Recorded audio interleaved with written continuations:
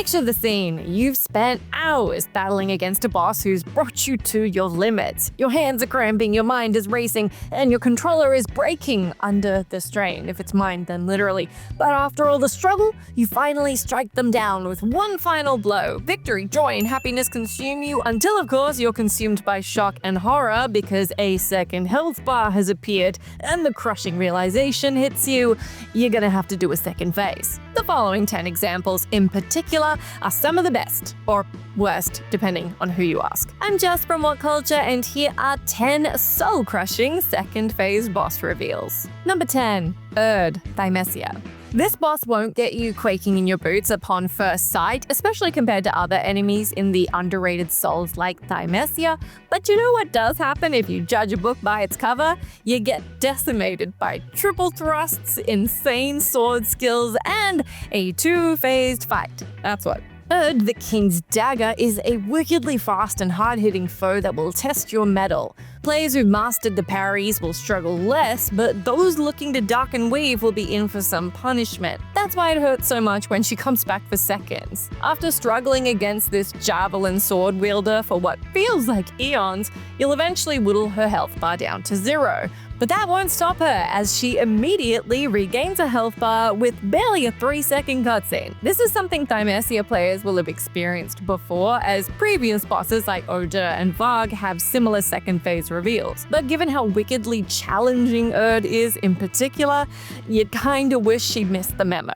Number 9. Hades, God of the Dead. Hades. For those who've been living under Sisyphus's rock for half a decade, Hades is an epic roguelike that sees you struggle through the depths of the underworld to reach the surface. But it's best known for the death mechanic, which sets you back to the beginning every time you die. Yikes. It's a long, arduous journey that ends with you battling the fearsome Hades in a fight that throws everything there is at you. Fast, powerful strikes, area of effect attacks, minions, this showdown has it all. But it gets all the worse after you deplete his health bar for the first time because, well, you know the name of the list. After finishing him off, Hades essentially says, as we say in Australia, yeah nah, and gets right back up, coming at you with yet another health bar. Seeing this happen for the first time will give you flashbacks of all you've been through to get here. You're then crushed with the knowledge that you'll have to go through all of it all over again just to get another shot at this final boss. Turns out that escaping the underworld isn't easy. Who knew? Number 8. Annihilation, Remnant 2. The Remnant series answers an age-old question, that being, how much easier would a Souls-like be if you had guns? The answer apparently is not that much, as the games are still incredibly demanding. With that in mind, don't expect Remnant 2's final boss to go easy on you, or to stay down. The aptly named Annihilation is a multiversal world-ending threat that takes a long time to defeat thanks to its large health pool and devastating attacks. Here's what your reaction will be after you've finished it off for the first time. Yes, I finally did it. I finished the game. Wait a minute. What's it doing? Oh no, don't tell me there's more. Yes, just after your victory, Annihilation hits you with an even crazier second phase that transports you to a fresh battlefield with new, exhausting attack patterns to learn, and quickly. You also switch back into the first phase every so often, so don't forget those attack patterns either, as if it wasn't hard enough already. Number 7. Laxasia the Complete, Lies of P.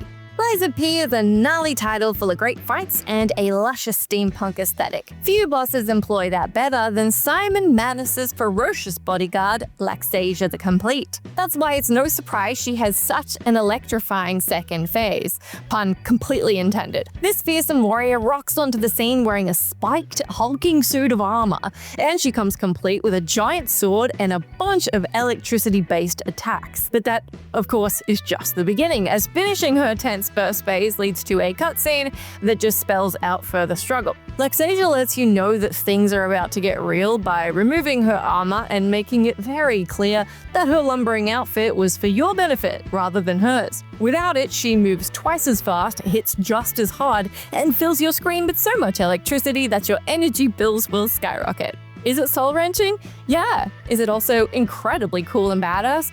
Also, absolutely. Number 6. Guardian Ape, Sekiro Shadows Die Twice. Any Sekiro fan will tell you that this pants-wetting reveal is one of From Software's biggest WTF moments, and by God, it will leave you reeling. For the uninitiated, this colossal simian, as the name suggests, is the guardian of the Lotus of the Palace. Yeah, it will stop at nothing to defend this key item, leading to a taxing boss fight that concludes with Wolf decapitating the beast. So that's it.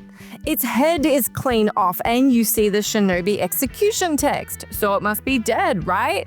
No, of course not. We've learned by now we're on entry 6. What kind of ape do you take this thing for anyway? Almost immediately after felling the great beast, the music suddenly erupts and the boss you just killed grabs its severed head and gets up for round 2. It comes at you with a newfound ferocity and a brand new vitality bar. This reveal not only pulls the rug out from under you, but also delivers an incredibly horrifying visual as you battle against a beast that's somehow keeping it together while not being together.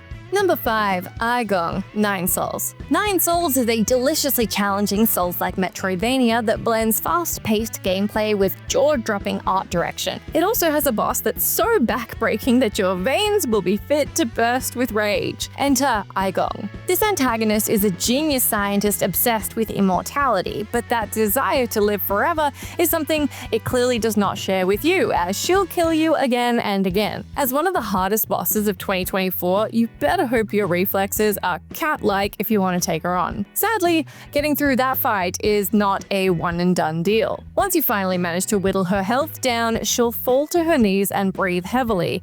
It sure does seem like the fight is over until she gets back up, and her health bar is instantly full again. Great. You're gonna have to be on top form to repeat the process, but even if you do, guess what? She pulls the exact same trick again, revealing a third phase. That's right, Aigong is a buy one, get one free soul crush.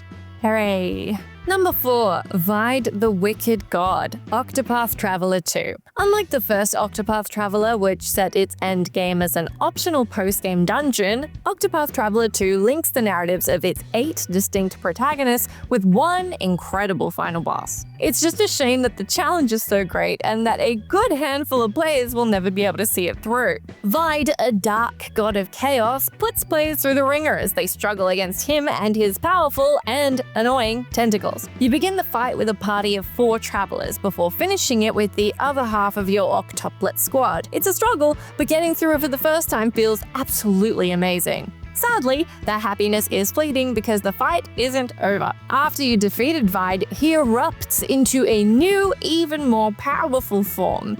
You do get access to all 8 characters in this final battle, but having been through hell and back to get there, you know it'll be a slog, even with them all in tow. Number 3. Black Flame Friede, Dark Souls 3 Ashes of Ariandel. As the final boss in Dark Souls 3's Ashes of Ariandel DLC, players expect a lot from Sister Friede. Unfortunately, while your showdown with her is no easy feat, it's hardly likely to get you cussing. Thankfully, once you've beaten her down, she comes in with the second phase that absolutely ups the ante. In it, her blood awakens the intimidating Father Ariandel, and you delve into a 2-on-1 fight that feels like a far more fitting test to feel pride in finishing.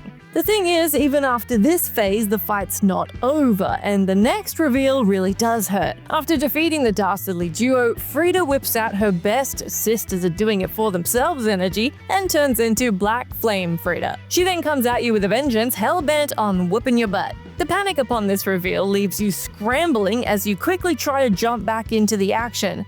You're far more likely to mess this one up thanks to how out of the blue it is. It's absolutely a reveal that massively catches you with your pants down. Number 2. Everno Last Desecrator, Blasphemous 2. Going into the Blasphemous games looking for an easy time is like climbing a mountain with a fear of heights. You're just setting yourself up for failure. These phenomenal and bleak Metroidvania titles don't skimp on challenge, especially in their boss fights. However, most pale in comparison to Blasphemous 2's penultimate showdown. Everno, first of the Penitents, is a mind-numbing foe who launches powerful projectiles at you as he teleports around the arena. It takes time and effort to defeat this brute, but boy oh boy does it feel good when you finally do. However, don't hold your breath for that classic Requiem Aeternum message to appear just yet, because Everno has more to give. As he dons Christina's crimson sword, he becomes Everno Last Desecrator.